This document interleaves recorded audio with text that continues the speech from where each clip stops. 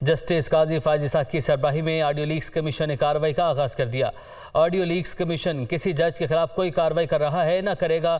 Justice काजी फायज Isaac का ऐसा कहना है। कमीशन सिर्फ हकायक के तयन के लिए कायम किया गया है। ऑडियो लीक्स जुडिशल कमीशन ने कार्रवाई पब्लिक करने का ऐलान भी कर दिया। जुडिशल कमीशन की मजीद कार्रवाई हफ्ते के रोज होगी। जस्टिस काजी फायज इसाक की जानिब से कहा गया। आमिर सईद अब्बासी हमारे साथ मौजूद हैं, उनसे आज की कार्रवाई का अहवाल जानते हैं। जी आमिर सईद अब्बासी, बताइएगा क्या रिमार्क्स दिए गए और आज की कार्रवाई के बारे में आगाह कीजिएगा।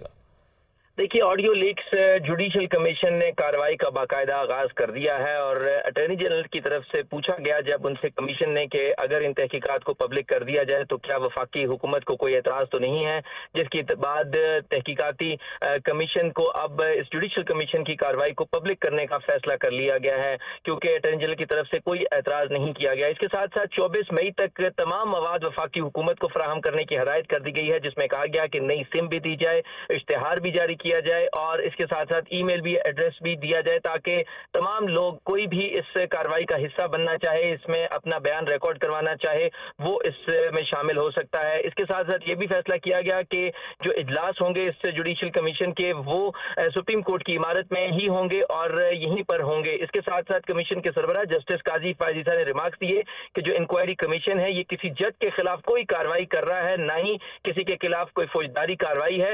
इस कमीशन का मकसद बुनियादी तौर के ऊपर सिर्फ हकायक का तयन करना है और इसी मकसद के लिए कायम किया गया है। लिहाजा जस्टिस काजी फायज इसाक ने कहा कि सुप्रीम जुडिशल काउंसिल के दायरा इख्तियारात में मुदाखलत नहीं की जाएगी और जुडिशल कमीशन की जो अटॉर्नी जनरल को तमाम जो मुतल्लिका अफराद हैं उनको नोटिस जारी करने और उनकी तामील भी कराने की हदायत कर दी गई है। साथ में अब ये फैसला किया गया है कि जुडिशल कमीशन का जो अगला इजलास होगा वो 27 मई को हफ्ते के रोज होगा और यहीं सुप्रीम कोर्ट की इमारत में होगा। इसके साथ साथ जो कमीशन के सरबराह हैं उन्होंने जब इस्तफसार किया अटॉर्नी जनरल से कि ये कमीशन किन टीओआर्स के तहत बनाया गया है और क्या क्या इसका मकसद है, जिस पर जो अटॉर्नी जनरल हैं उन्होंने तमाम जो टीओआर्स हैं वो पढ़कर सुनाए और ये बताया कि जो इंक्वायरी कमीशन एक्ट है 2016 उसके तहत ये कमीशन तश्कील दिया गया है।